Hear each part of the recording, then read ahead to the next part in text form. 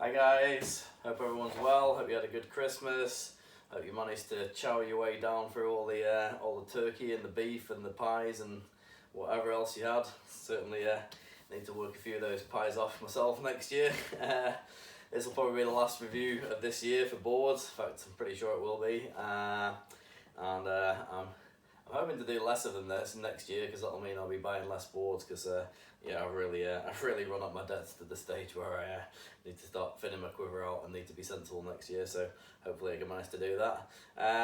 So yeah, last review. Thanks for watching. Hope the reviews have been helpful to people and saved people time and money and directed people to the right board. So yeah, thanks for your support, and I hope people have been stoked with what they've purchased if they've viewed anything to get some background information on it. Thanks for watching. So last one for this year. This is the Firewire Greedy Beaver. It's quite a cool wee design. This has been sat in the old garage for a couple of months now. Just been riding other things and haven't had a good wave to ride this on. But yeah, really cool board. This is by Firewire. This one is a 6.4, so it's 6.4. 21.5 and 2 11/16 coming in at 43.6 litres and in the TimberTech technology.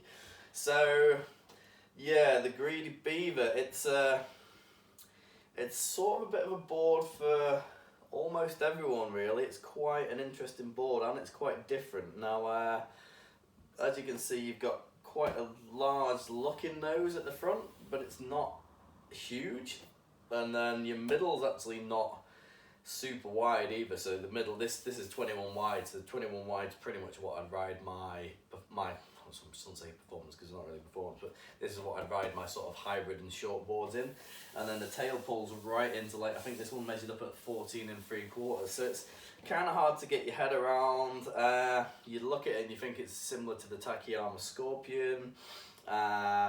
The rocker's quite nice, the rocker's not excessive, but what will really surprise you is it's almost two boards in one. So when you're up here and you're paddling, it really helps you get into waves, and it's quite chunky and quite a big rail through this part. And then the tail narrows in a heck of a lot, and it's also, I'll show you from the side when I do the concaves, but it's also really beveled down here, hard off the edges. So there's a lot of volume taken back out of that tail, and it's almost like, you know, if you saw just this back end just here backwards of the tail, you'd think that was off a, you know, rounded pin, almost like a step up. So it's it's kind of a, I suppose it's like a mullet, business up front and party out the back. But yeah, it's although I don't think there's anything cool about mullets whatsoever. Sorry if anyone's got one.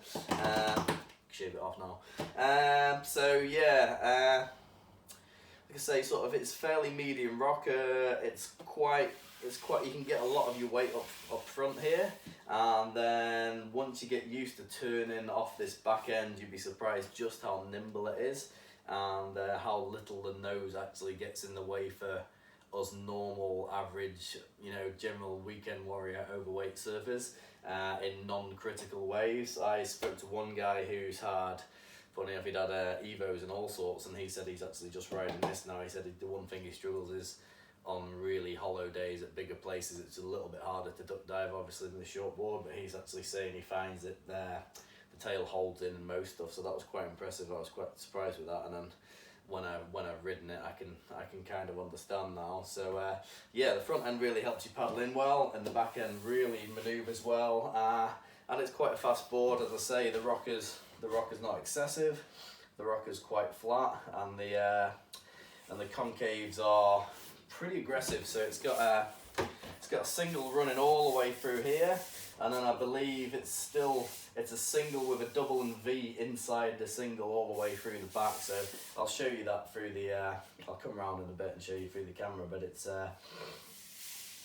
very aggressive through the back of here. Like, it's a very extreme, I would say it's almost like that single's been cut all the way through, and then there's a double V in it, and it's all sat low. It's all sat into the board, so not as far into the water as the base of the board.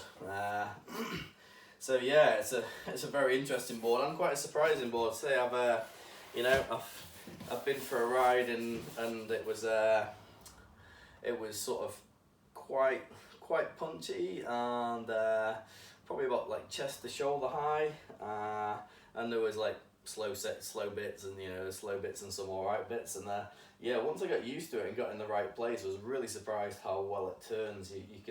You go quite fast, and you can adjust quite quickly, and you can maneuver quite quickly. So yeah, it's quite interesting. So as a board to make your life just a bit easier than your short board, it's a great board. If you were going on sort of average waves like we get in New Zealand a lot of the time, and you'd probably get in, I guess, the UK as well, and then probably certain places in the States. If you were going on a trip and you just wanted one board for everything that was going to cover maybe like a sort of waist to probably a bit overhead on not too much of a critical wave, this is going to do it for you. And then the TimberTech construction's always been pretty good construction. I've always been pretty happy with these. They've got I think it's all Polonia now. I know in the helium they started a mixture. The rails, I'm not sure if they are on this, but the rails on some of them are a mixture of Polonia and balsa, and then the top and bottom skins on this I think are 3mm Polonia, so you've actually got your normal EPS epoxy core, and then you've got wood wrapped over it, and I believe that allows them to not have to put quite as much cloth and resin on it. So it's a little bit heavier than some of the other constructions, but I don't think that's a bad thing. That gives it a bit more momentum, and it's still light. And I would say when I've had them, TimberTechs can be a little bit stiff compared to the other ones, but I think you get used to it. But it's really durable, it floats well, it's got good momentum, and it's got, you know, it's all wood, so the wood's got really nice flex. Like I say, some people might prefer a slightly softer flex, so they also do it in the LFT construction.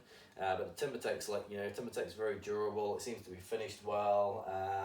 Yeah, I've never had any problems with them, and it works very, very well in the longboard. So it's kind of like some of the older constructions where they're quite hard.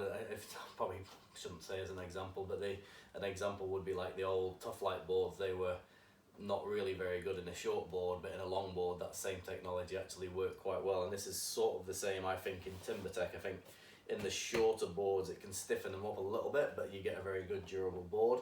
But in the longer boards, you stretch that same stiffness over 9 foot, and it becomes actually a really nice flex. So yeah, so that is about it for the board and construction. I'll come around and just show you the bottom contours and how aggressive these rails are dropped into the back.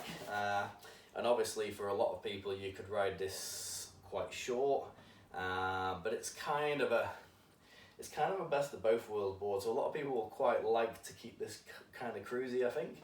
A lot of people will like this to be their, you know, sort of maybe makes the life easier, but surprise package and a bit of fun off the tail, so you can do the best of both. I actually had one of these, and I think it was a 6.8, and it was a really big board. I got it second hand, and I like the way it rode, and you could actually you could almost hang 5 on it, which is kind of funny on like a little 6.8. But yeah, no, so they paddle well, they're really fast, they turn really well off the tail. So if you're an average guy getting out not very much, and you want something that's going to do, you know, basically handle small waves and also still manage to lock in when it's just a bit overhead and you're not super serious, this is a good board. For the guys who are really, really, really good, you're probably either not going to look at it in the first place, or you're going to get a really small one. I think most guys, if you're a really good surfer, you're probably going to start to find that nose maybe restricting you unless you go quite small. But yeah, after riding it in our average waves, like, this nose doesn't get in your way at all, to be honest. So yeah, good board. Right, let's come around and show you the bottom and the deck. So let's start with the deck first. So hopefully I've got some angles right here, so you can see just how hard this tail's beveled away. It really comes down here, so it's almost like the back end of this board is almost not a million miles off the old baked potato and sweet potato, where it's like quite a flat deck and then a bevel down to the edge, and you can see that that's quite sharp there. You can see the rails, you know, the rails are forgiving up front and then sharp at the back. And then I think one of the things that really makes this board work is just how aggressive these concaves are. So hopefully I've got the line up pretty good here. So hopefully you can see this You know, singles not too bad, not too aggressive there. And as you come through the back, we're starting to get quite an aggressive single there, and then you'll start to see the double inside it off the back. So basically this double in the tail's giving it quite a lot of bite, and the single double's just giving it speed. I think anyway, that's the way I see it. So you can see how deep this is all the way through the back. There's not even any V off the tail basically. So again, you know, just wander that around a little bit so you'll be able to see the depth and the light through there, and it's right on the fins basically. So yeah, so the board works as a quad or a thruster. Most people, the feedback seems to be that they like quads. I've just chucked my standard go-to Almeric's GAM, so AM large template, and they've worked well, and I believe the performers work really well in them. So yeah, the performance could be a good one to go for most people. And just a little side review, I just got myself one of these fins out, and these are really good for FCS2. You can just clip it on there and it just helps you pop, so it makes it a lot easier than sticking your hands on the back of it. You can probably see through the back of there, it's got a nice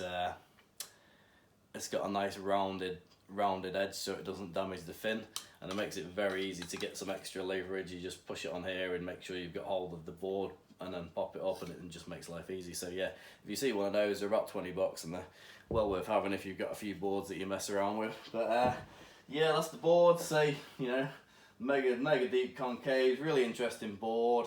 It's definitely something different to have in your quiver, and it's a board that would be great for a little trip on a you know, average. If you know you're going to hit a lot of average to okay to half decent waves, it could be a really good board for you. And if you're quite a good surfer, you can surf it in a short size, and the duck diving gets to be less of a problem. And if you're intermediate and you're probably, you know, you're maybe not ready for a real pointy nose short board and the disadvantages that can give you, this could be a really good board for you in some of the bigger sizes. You know, so that's a 6'4". So if you were like, I guess if you're still progressing, you probably could go for a 6'4" or a 6'6".